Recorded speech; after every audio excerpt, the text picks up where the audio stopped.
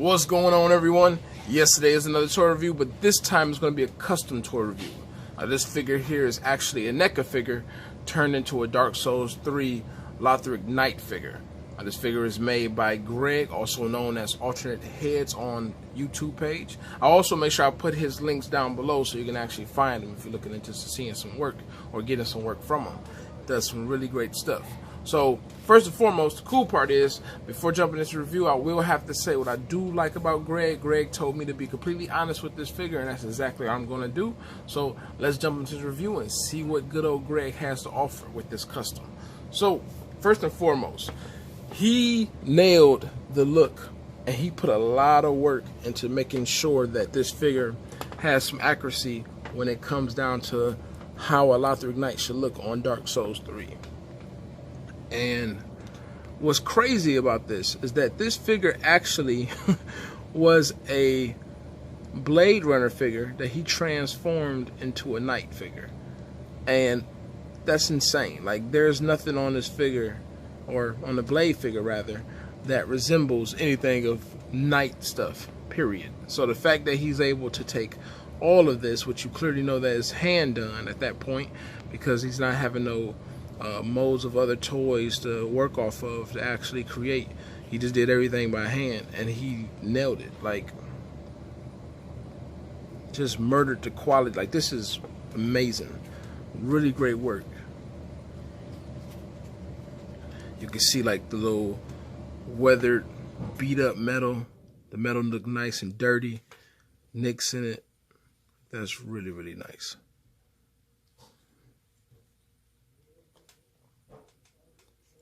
Even when you come down to this part, which is really neat, the face is all grimy and beat up.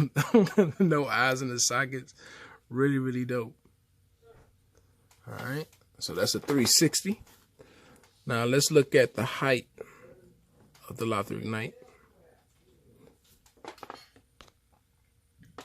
So as for height comparison, I'm going to go ahead and size him up next to Figma Guts. Which is actually kind of neat, because if you need the guts to fight somebody, it's a great figure to have them go up against. So you got that going on. And then I have a Neca Kratos. And Kratos is pretty taller. Pretty much taller than most Neca figures. He's probably on the size of like a, I would say like a Predator figure height. So he's a little bit shorter on that particular Neca figure. But other than that, it's a pretty nice size figure that you're dealing with, or the base body that he used. Move these out of the way. Now, as for accessories, he created the tower shield, which is really nicely weathered.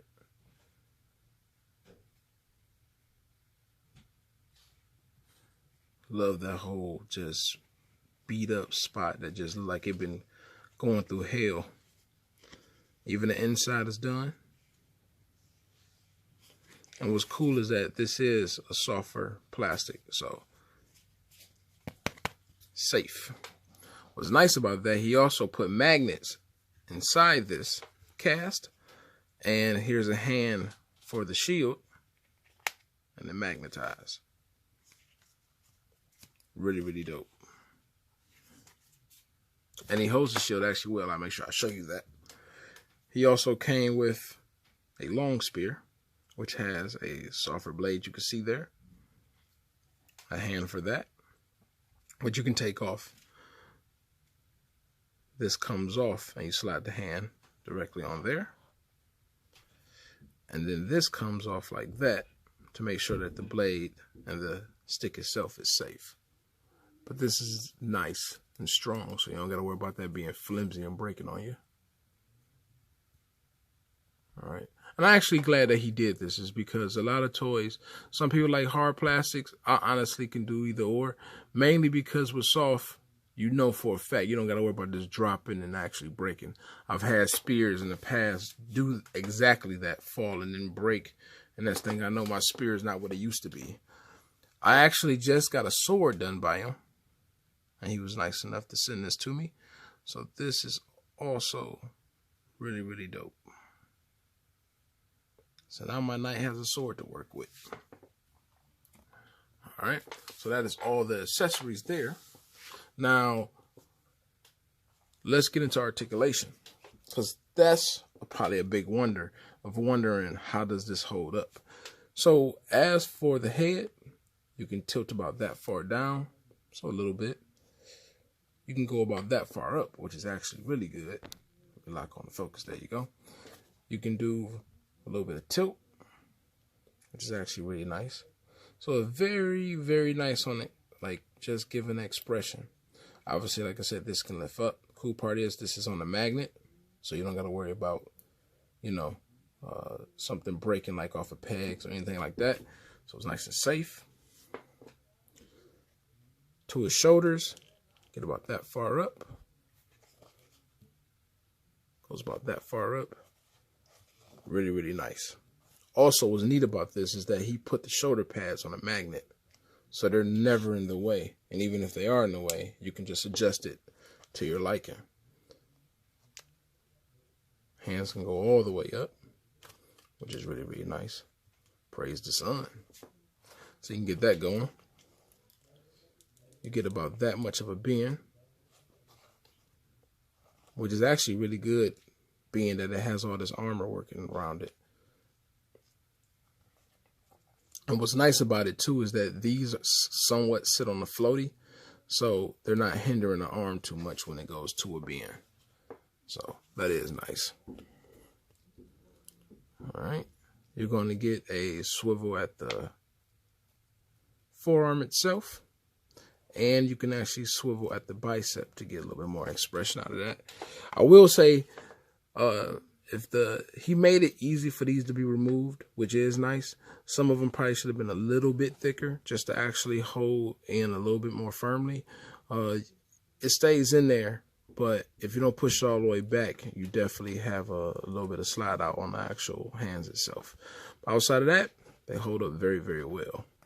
Even putting the weapons in the hand, what I was actually paying attention to, which was nice, was that the hand didn't do a spinneroonie. It didn't go all crazy when I put a weapon in it. So like this hand stays exactly where it should stay.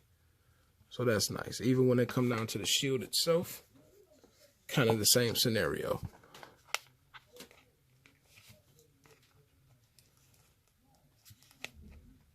I can hold it up like that and they'll hold. So he definitely did a great job. All right. Now, going down to the waist, you only going to get a swivel at the waist. It might be kind of tough. Just be careful because you don't want to damage nothing. Now, I will say, too, what's nice about this figure, he didn't make it where you got to hold this shit like a baby calf or some shit. Like, he actually gave you the ability to move this figure around and not be worried, which is nice. You get about this much of some splits going on. Actually go pretty high. You do full splits. So that's nice. You're going to get swivel at the leg itself. You can go about this far forward, Spartan kick the shit out of somebody, which is nice there. Really can't go back, but that's because of the standard mode of that toy. You get a single hinge knee. You're going to get nice little pivot and ankle joint going on here, which actually works really, really well, better than I expected. So I will say with this custom figure, Greg did his thing. He did an amazing job, and I feel like every penny was worth it with this. So I will say, if you're big into Dark Souls, and you want a great Dark Souls figure, this is the guy to probably talk to, because this shit is phenomenal. And like I said, the cape is actually wired, so you can do cool shit like that. So hopefully you enjoyed this review. Definitely give me likes and a thumbs up if you enjoyed it. And please continue to collect and subscribe. Take care.